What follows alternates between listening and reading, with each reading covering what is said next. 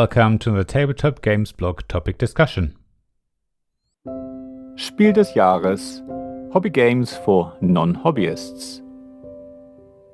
I recently had the honor to be tasked with donating most of the 2023 Spiel des Jahres, Kinderspiel des Jahres and Kennerspiel des Jahres nominations and longlist titles to good causes on behalf of Spiel des Jahres. Being curious about the association and their selections, I decided to play some of the games myself.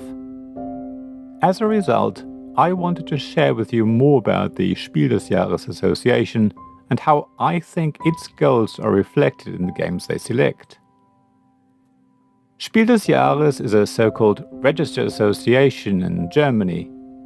That is sort of like a non-profit registered company in the UK. It's a very popular way to register for sports or other amateur clubs as well as charities. It provides a legal framework to function in, as well as some additional protection and obligations. However, what Spiel des Jahres is better known for is its annual award, which was first given out in 1979. The award goes to analog tabletop games in German-speaking countries that were released in the current or previous year. In 2001, the association also awarded the Kinderspiel des Jahres specifically for children's games. In 2011, the Kennerspiel des Jahres, the Connoisseur's Game Award, followed. Winners don't get any cash rewards, but are able to use the award under license to promote the game. It is said that the red pawn on a board game box leads to several thousand more copies being sold. So it's commercially very lucrative for board game publishers. But don't forget that Spiel des Jahres is a not-for-profit organization. The license fees are all reinvested. They're used to finance the work of the jury who don't get paid. The fees pay to operate the organization's headquarters and for public relations work. The income funds an annual grant for new game designers and supports the Spielen für Toleranz, Tolerance and Play initiative. So those are just some examples. There is often a misconception in the modern board game hobby that the purpose of the Spiel des Jahres is to choose the best game of the year. Instead, the organization wants to grow the list of games that the general public recognizes and is happy to play. Everyone knows classic games such as Monopoly or Ludo. The goal is that titles such as Catan, which won the award in 1995, are also known by the general public. So, while many awards elect the best game of the year for veterans in the hobby, one that has clever mechanisms or is otherwise outstanding and worthy of an award, the organization promotes modern games to society in general. They choose games that are likely to convince as many people as possible of the value of games as a cultural and leisure medium, as the Spiel des Jahres puts it. These games don't necessarily appeal to veteran hobbyists. Instead, they appeal to the general public, who find it hard to find their way through the huge range of classic and modern hobby games. Even though Spiel des Jahres can't claim to be solely responsible for the popularity of award winners among non-hobbyists, games like Catan have definitely benefited from the organization's work. By promoting modern hobby games to the wider society, the public has accepted that a game bearing the laurel wreath playing pawn logo is suitable for them, and most likely also their family. So when a publisher adds a logo to their board game box, they not only market the game itself, but also the hobby in general. And I can really see the goals of Spiel des Jahres reflected in the nominated and longlisted games that I've played so far. The main thing that struck me was how easy they were to learn. Yes, I have more experience in the hobby and I'm used to a wide range of rulebooks and game complexities, so there's no surprise that I found the games easy to learn.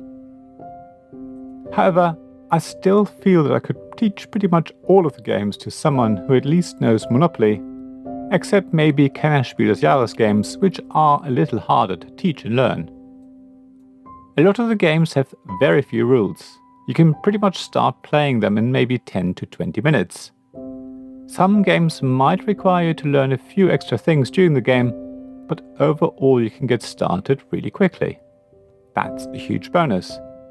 People outside our hobby are less likely to want to sit down and read lots of rules and go through pages of setup.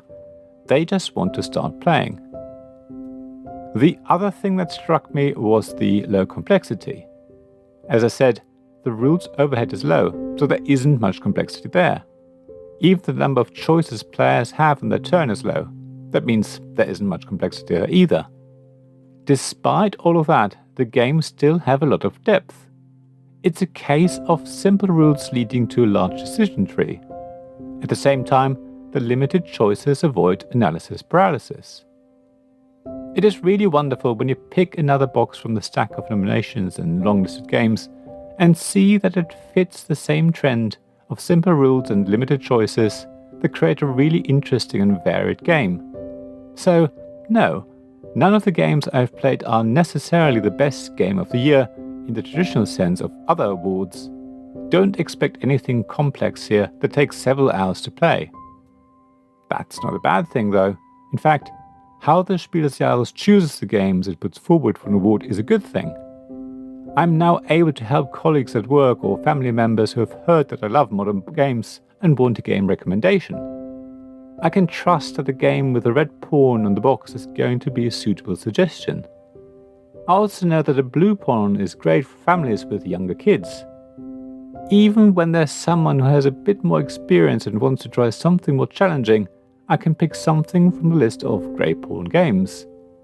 For anyone else, I can dip into the wider range of games you can find on the ever-growing list of modern hobby games. Thank you for listening to this Tabletop Games blog topic discussion podcast. Please check the description below for links mentioned in this episode, as well as to the written version of this article on the blog. If you enjoyed this episode, please subscribe, give us some stars or leave a review. Please also tell your friends about me, and if you want to offer financial support, check out my Patreon and Ko-fi pages, links to which you'll find in the blog at tabletopgamesblog.com. So thank you again for listening, and I hope to see you again soon. This podcast was made possible by the generous help of my supporters.